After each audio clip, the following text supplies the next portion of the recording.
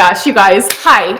Welcome to my Facebook Live, weekly routines to build fluency using poems. I'm laughing because literally right before I hopped on here, I looked at myself and I thought, oh my gosh, why is my hair like spiking up? So I grabbed my first closest can of what I thought was hairspray, and it's foam. It's like spray foam, so white specks everywhere. Anyways, hi, welcome, come on in. You guys are going to be talking about weekly routines to build fluency using poems. I'm Angie. I'm the owner of Lucky Little Learners, and Lucky Little Learners is just a team of experienced and talented teachers who focus on providing resources and the support to go with those resources and all things teaching for first and second grade teachers. If you follow us on social media, you know that this week is Poetry Week for us. So we are providing all kinds of support around the topic of teaching poetry in your classroom. And tonight we're focusing on how to build fluency through those routines. So come on in, come say hi. Like I said, ignore the white specks of foam all over the place. I don't know why I try to do these things right before going live. So come on in. Like I said, we are going to be talking about weekly routines to build fluency using poems. Now, before I jump into that routine, I want to talk to you guys about where you sit with poetry. And I promise you there is no wrong answer here. My question to you is this: how often do you teach poetry? And then also, where do you pull your poems from? And like I said, no judgment here, because we asked our first grade teachers in our first grade group and our second grade teachers in our second grade group. And while you are typing that in, I want to show you what they say. So the first grade teachers in our first grade group said that when it comes to teaching poetry, the very first thing, the top voted thing, was that they don't know where to start. And that is a common concern. And then the second top thing was that they're not consistent with teaching it. And I want to show you what the second grade teachers had to say in the Lucky Second Grade Teachers Facebook group. Same results, just flipped around. So when it comes to teaching poetry, the second grade teachers feel they're not consistent with it. And then the second one is they don't know where to start. So when we put together this Facebook Live for you tonight, I thought this could not be any more perfect, because we are going to go ahead and cover this because I think it's going to be helpful to a lot of teachers. Now, let's see here. In the comment section, just to hear from you, how often you teach poetry and where do you pull those poems from? Let's see, I used to just focus on poetry in April, but now I've been using a phonics poem from Lucky Little Learners each week. That's awesome, Katie.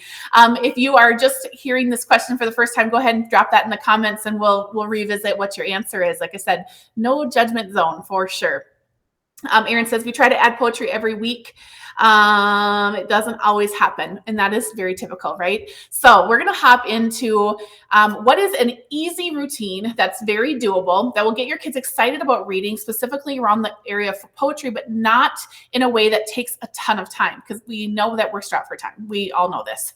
So the routine I'm going to show you tonight is going to cover all the reading skills, and they will work for either poems that you already have, poems that you have in books, poems that you find on the internet, wherever you pull your poems from. Maybe it's your reading series, or they will work with the Lucky Little Learners phonics poems. So I'm going to share ideas that will apply to wherever you pull your poems from. And then let's see, I just want to reiterate how important it is that I want this Facebook Live to be helpful to everyone, no matter, like I said, no matter where you're pulling your poems from. So let's get started.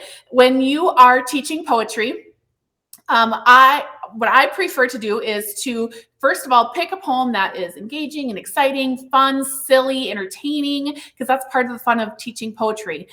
Bringing that love for reading into kind of a silly or funny poem. Kids love that, and display it big. I choose here to display it on an anchor chart. You can also display it under a dot camera or on an interactive whiteboard. But the key here is nice and big, so that when the kids are reading the poem with you, they can also see it, and they're also going to have a chance to interact with the poem. And I'm going to kind of elaborate that on that shortly here. So this is going to be a 5-day routine, but let me tell you this: it doesn't have to be in 1 week. And I've done something similar to this before in the past, where Some weeks, yeah, it's perfect week. We got a little snippet each done each day of the week, and with the 5 days, perfect in 1 week. But in reality, that doesn't always happen. And so when you can sneak in a 10 to 15 minute lesson here and there, this will be a 5-day span, however long it takes you to get through those 5 days. So let's talk about day number 1. So day number 1, you've got your poem, you're displaying it nice and big. The first day when you're introducing the poem is the teacher yourself reads it out loud. And why is that?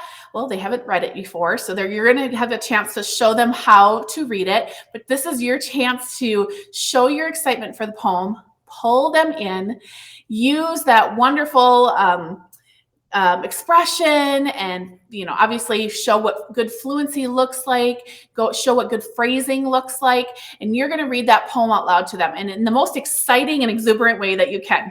Okay, we're going to hook them in. When you read that poem to them, you are going to tell your kids to listen to the words that you're reading and make a picture in your head. And what kinds of things, so now we're visualizing, what kinds of things come to mind as you hear the poem. And then when you're done reading the poem, in your very animated way, you are going to give your kids a chance to say what they visualize. So I'm going to pretend like you are my students right now, and I want you to use the comment section, please. Otherwise, this won't work.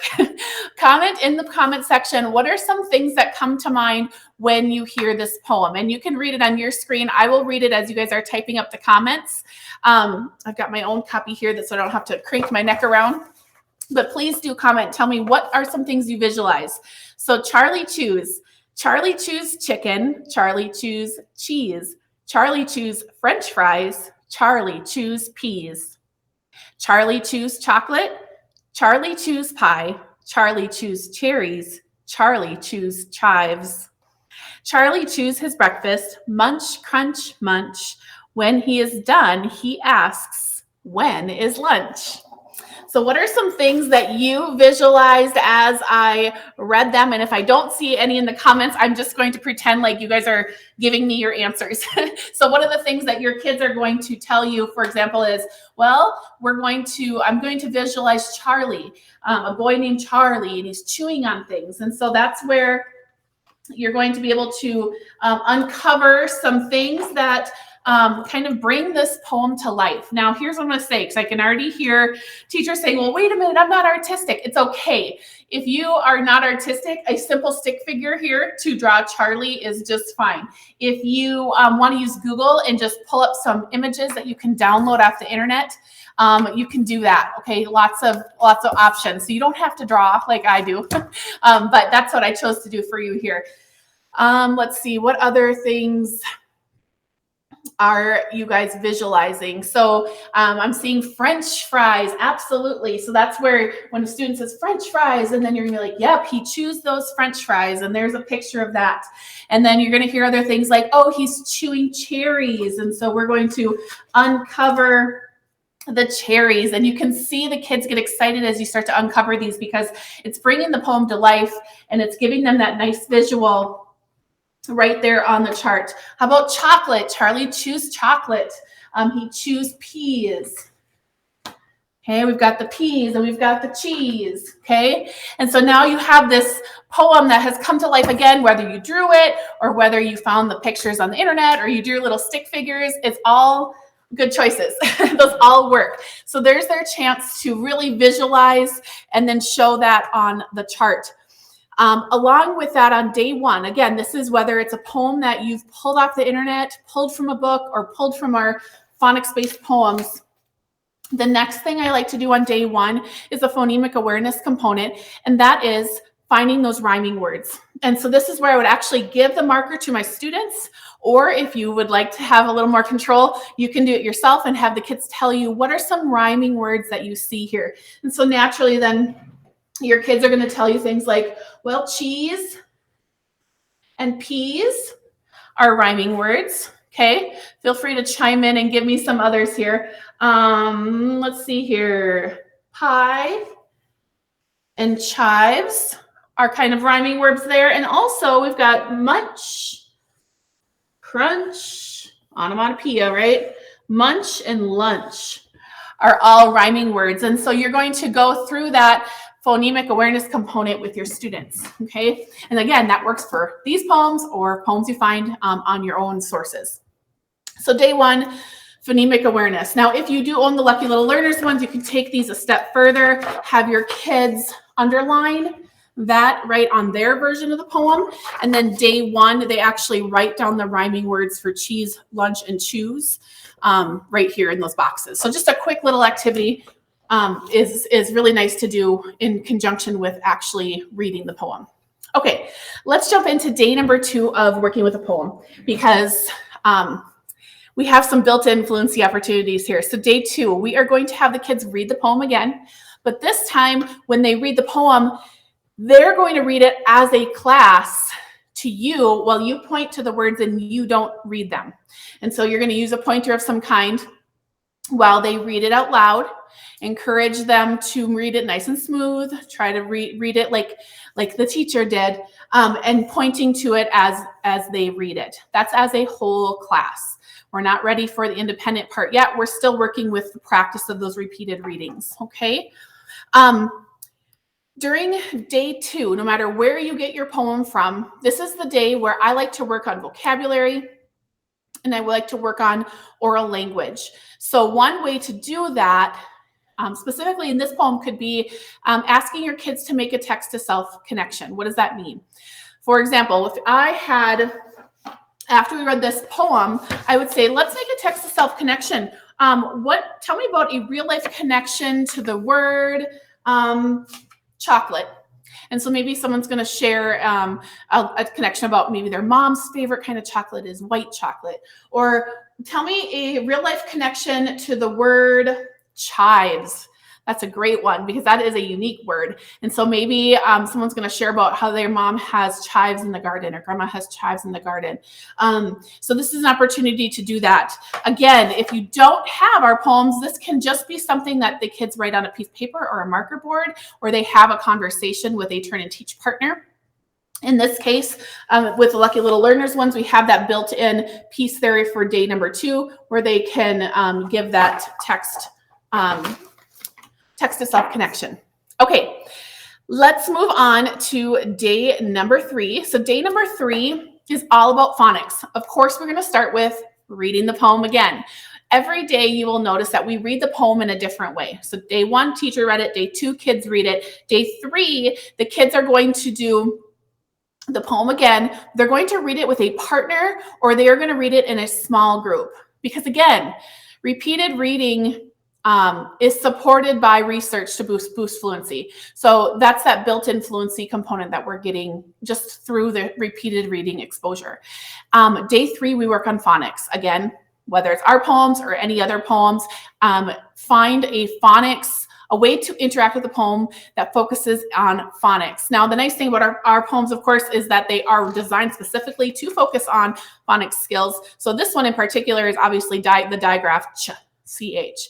And so that is where we can really take that phonics instruction to the next level, because students are applying it to the text. They're not just learning those phonics skills in isolation and then not carrying them over to what they're reading. We're actually pulling it into their reading and interacting with it there. And so this is where I would ask the boys and girls, tell me some digraph ch words that you see in the poem. And so as they're telling you those, you're going to go ahead and circle them. Now, one thing that's nice, this is hard to do on the live.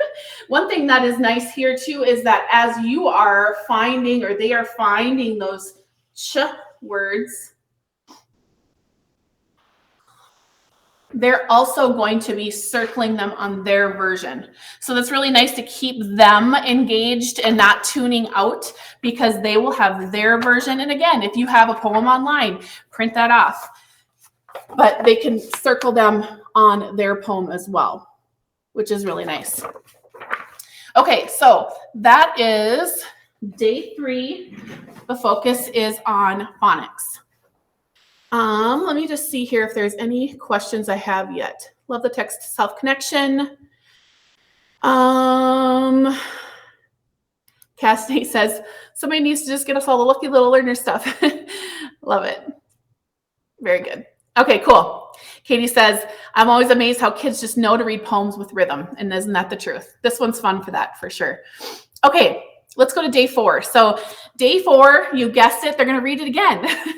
But this time they're going to read it independently. And that's where you're going to talk about, what does good expression sound like? What does it not sound like? But model that. That's always entertaining, right? Read it like a robot. They think it's the funniest thing ever.